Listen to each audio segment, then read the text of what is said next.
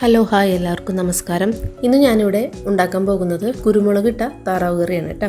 അതിനാദ്യമായിട്ട് ഞാനിവിടെ 2 kilo broiler താറാവാണ് എടുത്തിരിക്കുന്നത്. ഇത് ഞാൻ മഞ്ഞൾപ്പൊടി, വിനീഗർ എന്നിവയെല്ലാം ഇട്ട് നല്ലോണം കഴുകി എടുത്തതാണ് കേട്ടോ. വിനീഗറും മഞ്ഞൾപ്പൊടിയൊക്കെ ഇട്ട് കുറച്ച് നേരം താറാവ് വെക്കുന്നത് എന്തിനാണെന്ന് വെച്ചാൽ അതിൻ്റെ സ്മെല്ലൊക്കെ ഒന്ന് പോകാൻ വേണ്ടിയിട്ടാണ് കേട്ടോ. എന്നിട്ടത് നല്ലോണം കഴുകി എടുക്കണം. ലാസ്റ്റ് അതൊരു കുക്കറിലോട്ട് ഇട്ട് കൊടുക്കുക.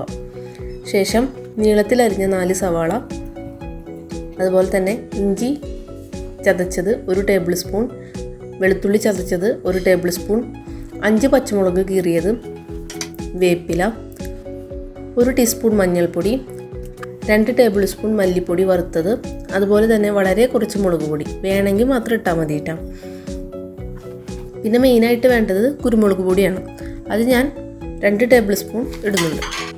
ആവശ്യത്തിനുള്ള ഉപ്പ്. ഇതിനുശേഷം കുറച്ച് വെളിച്ചെണ്ണ ഉപയോഗിച്ച് നല്ലോണം കുഴച്ചെടുക്കണം കേട്ടോ. ഇവിടെ ഞാനെടുത്ത താറാവിന് നല്ല നെയ്യുള്ളത് കൊണ്ട് ഞാൻ വെളിച്ചെണ്ണ എടുക്കുന്നില്ല കേട്ടോ.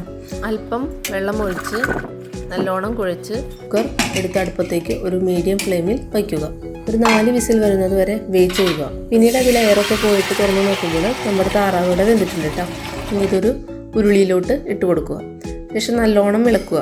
നല്ലോണം ഒന്ന് വറ്റി വരുമ്പോൾ നമ്മളതിലേക്ക് ആവശ്യത്തിനുള്ള ഗരം മസാല, അതുപോലെ തന്നെ നമുക്ക് കുരുമുളക് പൊടി ഇനിയും വേണമെന്നുണ്ടെങ്കിൽ അതും ഇട്ട് കൊടുക്കുക.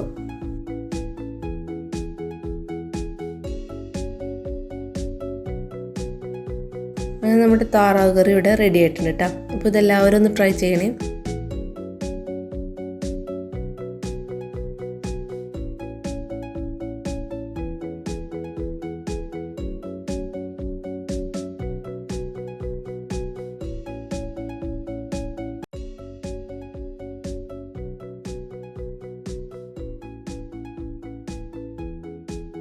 Thank you for watching.